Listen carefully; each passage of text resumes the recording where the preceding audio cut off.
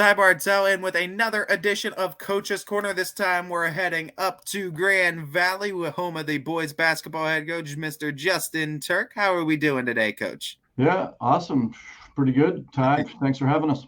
Yeah, no problem, Coach. What I always like to start off with is just a question about the practices. We're in practice season right now. Things you're trying to figure out what you have from what you don't have, what your strengths are, what some of the weaknesses may be. What are you seeing right now in your practices right now from the guys? Yeah, so it's very much early on, as you know, but and one of the biggest things we're dealing with here is injuries. We got a number of guys that are either coming off injuries or dealing with the extenuating issues, if you will. And so just trying to get those guys back available, healthy. But practice-wise, the guys that are here working hard. We got a lot of ninth and 10th graders looking to get playing time early on because of some of the injuries. So yeah, just getting after it every day. Obviously, you can't ever predict the type of challenges you're going to have to face season to season, but I got to feel like silver lining wise, it's got to be a good feeling for you to see the younger players kind of step up and have that kind of hunger and that drive to want to get out there and do their thing. Yeah, absolutely. Like I said, one of the extenuating circumstances, I don't know if you know, one of our better players returning from last year is currently undergoing cancer treatments. That's Logan Zerzow, 12th grader, the team captain last year, I think. He's currently undergoing cancer treatments. Is just finished 4 rounds. Is starting his next round, and hopefully his last round next week. So we're optimistic though on him. His scans came back clean last time, so hoping to get him out there in some capacity. Absolutely. And I mean, Coach, all of our thoughts and prayers here at YSN are with him too. I mean, you talk about challenges that high schoolers and kids and senior year shouldn't have to face too. That's definitely one of them. But we're definitely thinking about him too. And we're rooting Thank for him to get back out on the floor as well. You you. wanted Thank go on, Coach. I'm sorry. No, I was just going to say thank you. Yeah. He's a big part of it, and actually, he's my nephew as well. So it's a little bittersweet. So I'm sorry that you and your family also had to deal with that too, but I'm glad that things look like they might be taking a turn for the better. We're going to keep you in our continued thoughts and prayers, though, no doubt, Coach. You Yeah, talk about though the rest of the guys that are on this squad, and I mean you want to talk about guys that are going to have an impact with this team. Obviously, you don't know exactly what the team's going to look like after Game 22 of the season, but early on, who do you think is going to have some an impact? Let's have like a little meet the team segment. yeah, sure. So we actually have a number of starters coming back. The likes of, in addition to Logan, we got Jerry Schultz. He's a 12th grader, big man. We also got Bobby Rogers, another athletic kid. And then we got 3 juniors that we're really going to count heavily on, especially early, in Braden Hart, Ben Kozad, and Sammy Goforth. And then we really dip down into 2 10th graders that we think are going to have an impact early. One of them's Peyton Plizga. He actually started a handful of games last year for us as a 9th grader, and then Anthony Easton's really coming on here. You talk about having all those kind of starters back. What does that do for you as a head coach? Does that make things a little bit easier? Does the playbook get a little bit wider? What is it like when you have so many guys that have that kind of experience under their belt coming back for another year?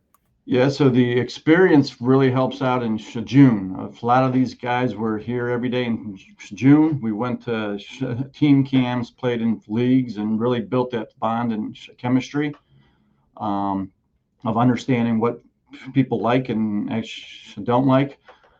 We had a really good June.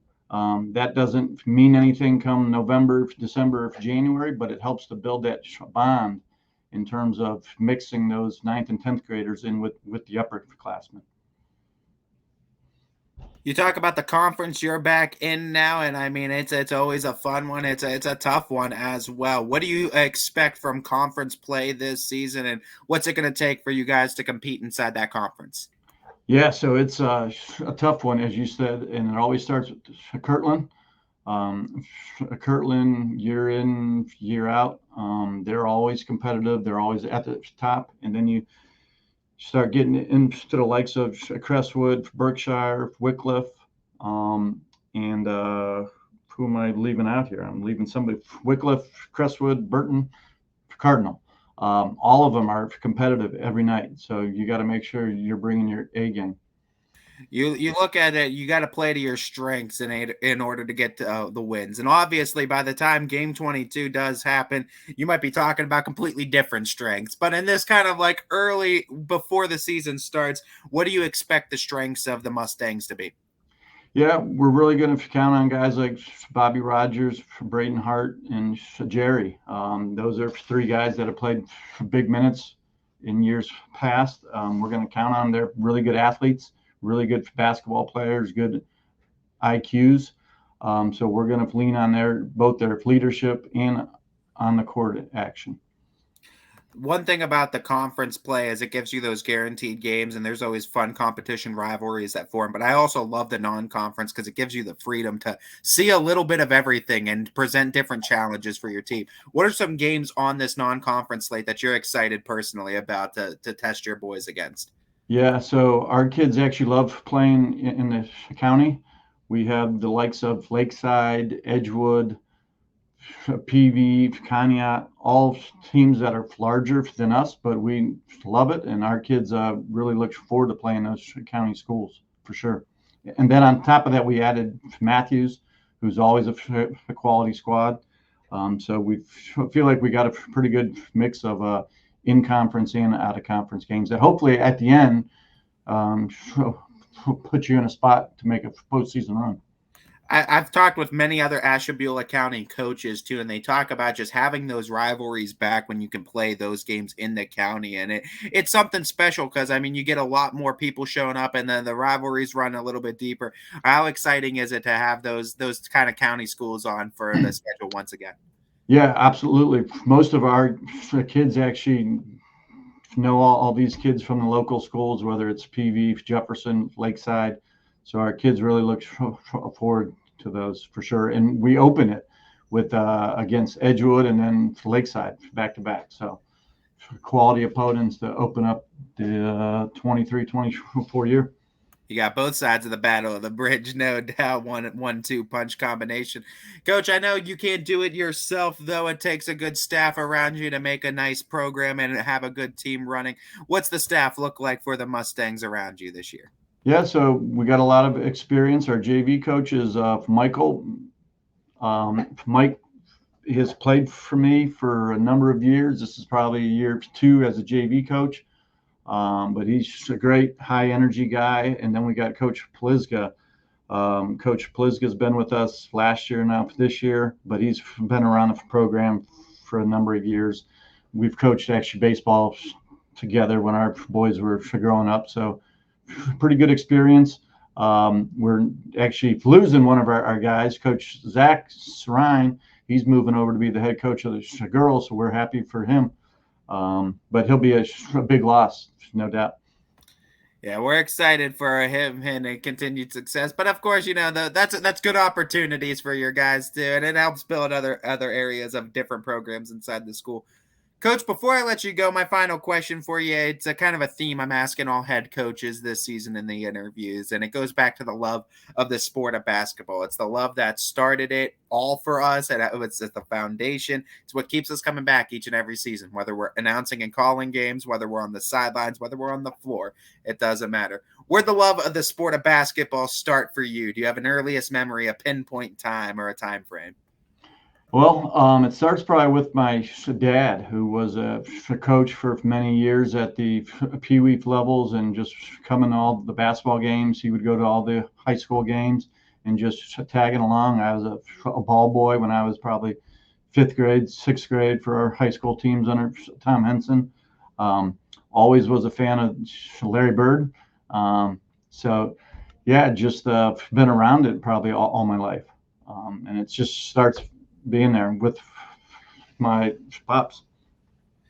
Obviously, too, it's always those family connections. It feels like that run deep in the sport, and the sport itself lends itself to almost a family atmosphere all the way around. Coach, we're so excited for this season to begin. We're rooting for you in more ways than run one this season too. As we wish nothing but the best of luck for the Grand Valley Mustangs this year, and we'll be talking to you again, I'm sure, real soon. Yeah, thank you, Tyler. We appreciate you. And just one little last comment. I think our team's going to be much different at the end of the year than it is at the beginning of the year. Just getting guys back, getting those experiences. And we even have a ninth grader that we think maybe will come back by the end of the year, Carter Turk.